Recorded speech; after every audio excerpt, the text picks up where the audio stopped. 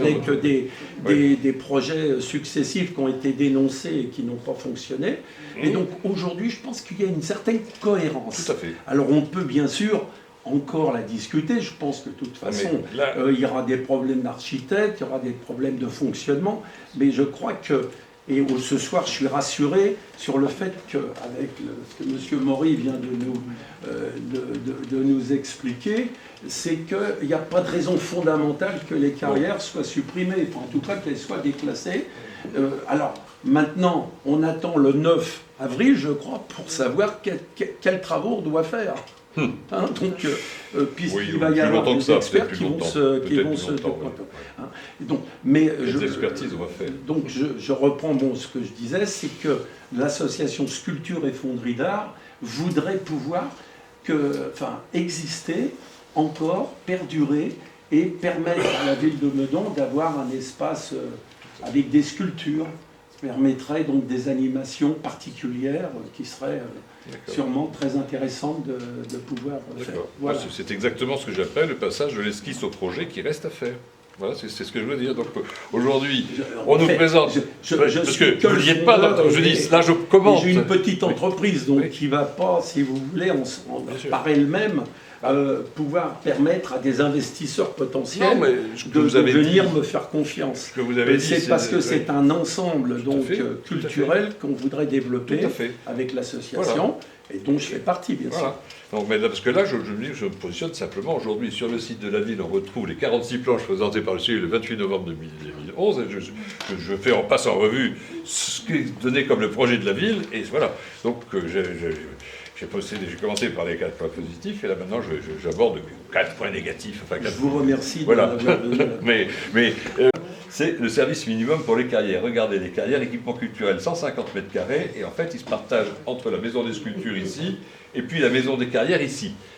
150 mètres carrés divisé par 2, c'est 75 mètres carrés. Ça, ce serait pas encore trop grave. Plus grave, c'est que sur les carrières classées, eh bien, nous avons... Attendez, 22, 23, voilà. Sur les carrières classées, nous avons un R+5 ici, un R+, et un autre R+4 plus 5, donc la maison des carrières et la place des carrières est encadrée par des immeubles de R+6 posés sur les carrières classées, avec tous les problèmes que ça pose. Donc, on voit bien qu'en l'état, ce projet n'est pas acceptable. Ça, c'est le scénario 1. Oui, on y arrive, donc bien sûr. Bon, la panoramique dont je vous parlais tout à l'heure, et là, hop là, voilà.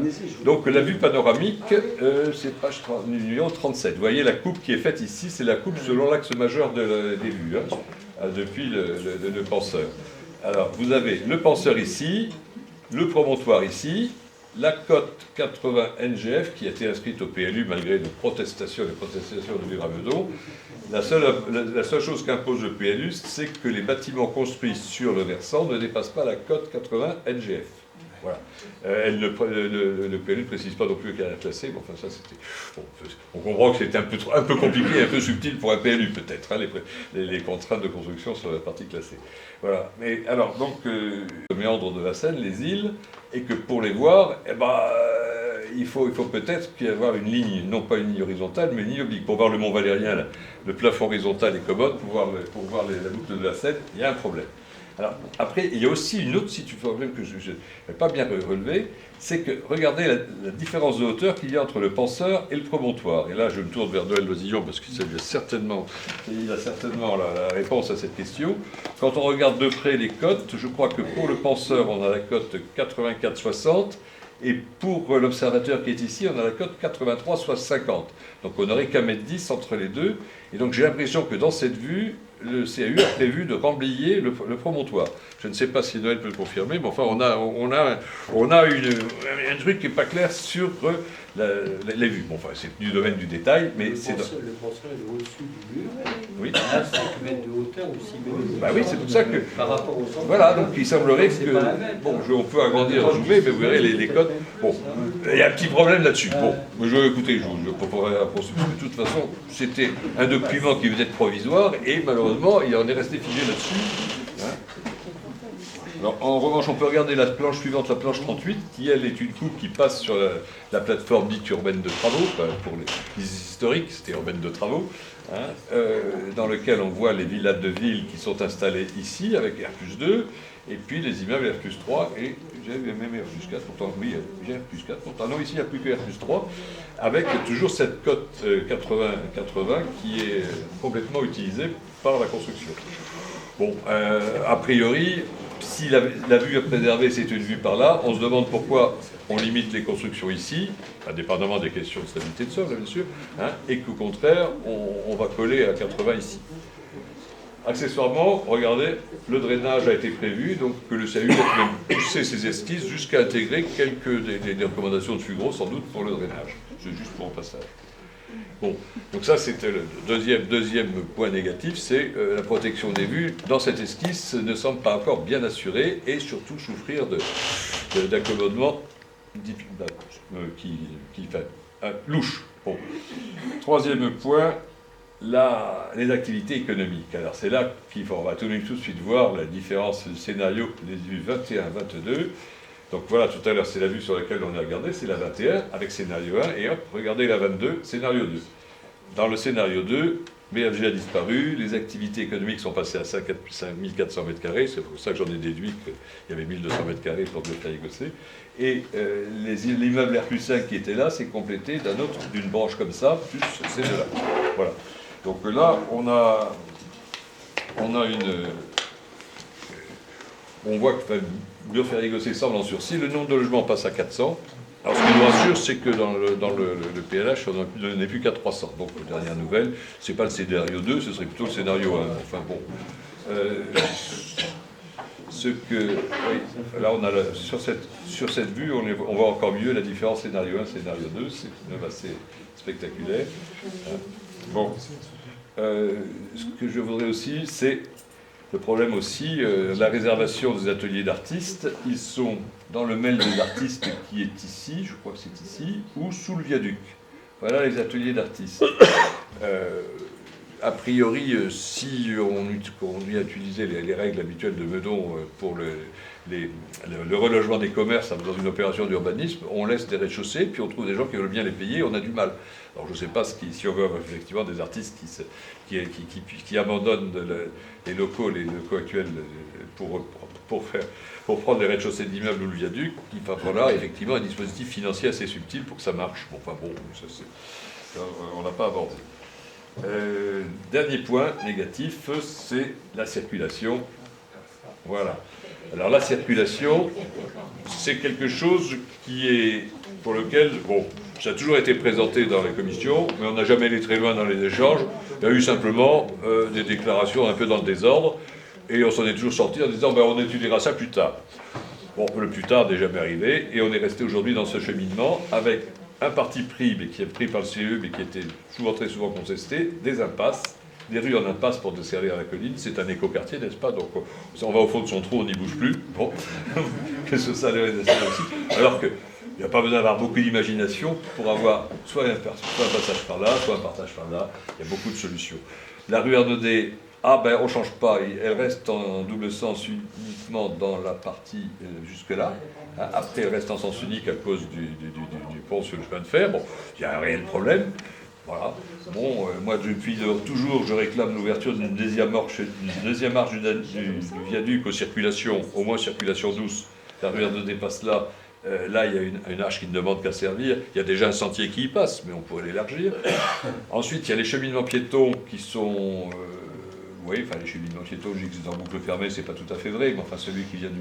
Enfin, oui, on a dit aussi qu'on allait demander au musée d'avoir une clôture, puisqu'il faudrait que, si on a la continuité du parc et qu'on a le chemin continu, il faudrait peut-être que le parc du musée ait des conditions d'ouverture un peu plus larges que le musée lui-même. Bon, mais bon, ce que je voulais simplement en terminant là-dessus, c'est qu'on est vraiment dans un domaine où il reste à discuter et il reste à faire des choses pour ces questions de circulation. Et là s'illustre bien, vous voyez, le défaut générique, c'est qu'on est resté avec ce conseil consultatif dans une démarche d'information avec questions-réponses, mais absolument pas d'interactivité entre ceux qui se sont passionnés pour cette carrière et le projet que la ville a essayé de bâtir. Voilà, donc pour moi, il reste encore à transformer ce projet de la colline Rodin, compte tenu de tous les atouts qui sont valorisés, en vraiment une démarche participative qui n'a pas été faite à ce jour. Voilà. Maintenant, d'ailleurs, pour donner une idée de la façon dont on peut aménager le parc Rodin. Bon, là, je ne sais pas pour ton ordre. C'est bétonné, là. Voilà. Ah, ben, bien sûr, la biodiversité est assurée. Oui. Le miel. Bon. Non, il n'y a pas de compte-rendu du conseil municipal. Hein. Il y a juste indication des votes. Ah bon? C'est pas un compte-rendu. Alors tout ce qui est affiché sur les murs, c'est quoi? C'est juste la délibération avec les votes. Ah, d'accord. C'est pas un compte-rendu. Donc comment vois-tu cela, l'évolution de cette situation, toi qui as l'expérience un peu des affaires municipales, de la mairie? Est-ce que tu es optimiste ou au contraire il va y avoir une partie difficile? Jusqu'à présent, j'étais optimiste. Avant la dernière réunion du comité consultatif 16 janvier, oui. J'avoue que là, je ne suis plus tellement, vu effectivement la façon dont le maire répond, je pense que c'est pas clair.